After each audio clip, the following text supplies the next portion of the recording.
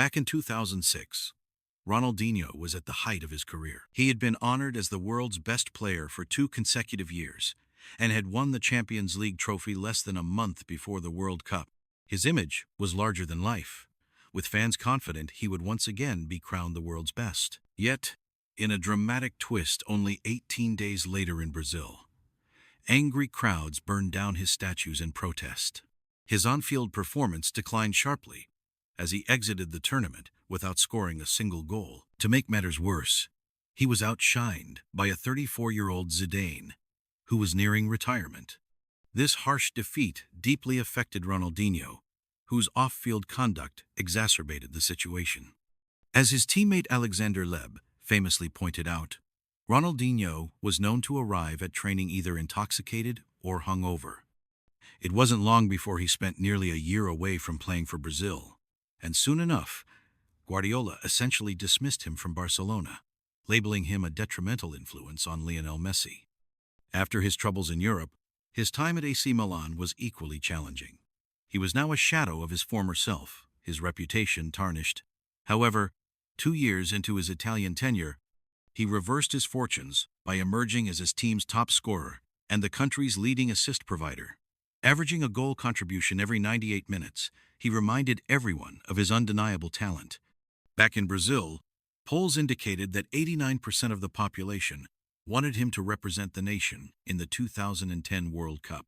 With prominent figures like Romario, Mauricio Romalo, and Vanderlei Luxemburgo rallying behind him, many believed his redemption was assured. Yet, when the final national team list was made public, his name was absent, marking what many believed was the end of his international career. After 6 months of introspection, something stirred within Ronaldinho. At 34, he declared his intention to earn a spot in the 2014 World Cup. His return to Brazil was complex from the outset, as his brother and agent controlled his next move. Although many expected him to return to Grêmio, Ronaldinho's brother had other plans. When Flamengo presented a lucrative offer, his brother swiftly altered his course. In a move that shocked many, Ronaldinho reneged on his previous assurances, ignoring the fact that he had told the press he would join Grêmio and even shaken hands with their president. Instead, he signed with Flamengo, a decision that divided public opinion. Even Pelé criticized the transfer, calling it a sickening process, while the Grêmio president labeled Ronaldinho's brother a psychopath. The bitter fallout disillusioned fans who never forgave the decision. Flamengo quickly made their intentions clear. They lured Ronaldinho with a deal that included a nightclub clause, allowing him 2 nights of partying each week. The news set Rio de Janeiro abuzz, as 20,000 ecstatic fans stormed the club's training center, even breaking down the gates to catch a glimpse of their hero. Although Flamengo had been seen as a club on the brink of disaster just a year earlier, they had narrowly avoided relegation. They now placed all their hopes on Ronaldinho. Immediately, he was named team captain and given full control over free kicks and corner responsibilities. It was as if the club had entrusted everything to him, imploring him to rescue them from their woes. Almost immediately, Ronaldinho made his mark by scoring the decisive goal in the final of the Guanabara Cup. This victory was followed by Flamengo's win in the Rio Cup, a competition that normally pitted the winners of 2 separate tournaments against each other for the title of Carioca champion. Because Flamengo had won both, the trophy was simply awarded to them without even a final match. Despite these early signs of a comeback, his off-field antics were never far behind. Fans set up a hotline, aptly named Disc Dentuco, where they could report if they spotted him partying in nightclubs. Although most of the roughly 4,000 calls were pranks, the initiative underscored the pressure on Ronaldinho to maintain his focus. Once the distractions were minimized, his on-field performance began to improve. In a remarkable stretch, he started 13 matches, scored 12 goals, and contributed 5 assists, leading Flamengo on an unbeaten run that stunned both critics and supporters alike. As Flamengo climbed to the top of the league, his resurgence earned him a recall to the national team, seemingly putting his redemption on track. However, new complications arose. A lucrative deal with a sports marketing agency called Traffic, which had initially enabled Flamengo to secure Ronaldinho, fell apart. With traffic no longer paying, his salary became an issue, and his form slipped dramatically. Matters worsened when a bizarre incident occurred. His own brother, in a fit of entitlement, stole 40 shirts from one of the club's stores and attempted to leave without paying, arguing that the club owed him much more. The scandal forced the club to take swift action, and they terminated Ronaldinho's contract. While many assumed that this was the final blow to Ronaldinho's career, Atletico Mineiro was already preparing their own redemption story. Manager Cuca wasted no time, calling the club president and declaring, "Our number 10 is waiting for us." Just 6 days later, Ronaldinho signed with Atletico Mineiro. In a humbling twist, he accepted a salary that was only a quarter of what he had been making at Flamengo. Despite widespread skepticism about the talent on the squad on paper, it looked like 10 men plus Ronaldinho. The team was eager for a miracle, and they placed all their hopes on him. At Atletico Mineiro, Ronaldinho's arrival sparked a dramatic turnaround.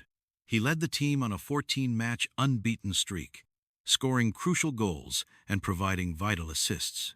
His performances reinvigorated a side that had barely avoided relegation the previous season and filled a void in a team comprised of players desperate to prove themselves. Even as personal tragedy struck when his stepfather passed away, in a manner eerily similar to the loss of his biological father, Ronaldinho refused to let grief derail his comeback. In one emotional match, he returned to the field just 12 minutes after the game began, scoring, shedding tears of both joy and sorrow, and ultimately recording 3 goals and 2 assists to propel Atletico Mineiro to one of their most historic wins in the Brazilian Championship. Although they eventually fell 5 points short of the title, the season was a testament to his undying spirit. His heroics not only earned him the Golden Ball as the country's best player, but also secured Atletico Mineiro a coveted spot in the Copa Libertadores and a recall to the national team. The following season in the Libertadores, Ronaldinho once again dazzled. Right from the first match against Sao Paulo, he orchestrated play, providing key assists and scoring memorable goals. In one game that would later be dubbed the Game of the Century, the narrative unfolded like a perfect drama. Santos took an early lead, fueled by a spectacular bicycle kick assisted by Neymar. Ronaldinho, seizing his moment, silenced his critics by scoring an easy tap-in, then assisting more goals. His performance was a clear message that despite the setbacks, the king of football was still capable of magic. As Atletico Mineiro progressed through the Libertadores, they faced a dramatic series of challenges. In one final, after losing the first leg by 2 goals to Newell's Old Boys, critics claimed Ronaldinho was off his game. Yet, in the second leg, only 2 minutes into the match, he assisted Bernard for the opening goal.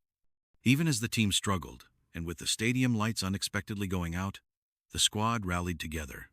They regrouped after a powerful team talk by the sidelines, eventually tying the match and winning on penalties, a victory that Atletico Mineiro fans would later describe as divine intervention.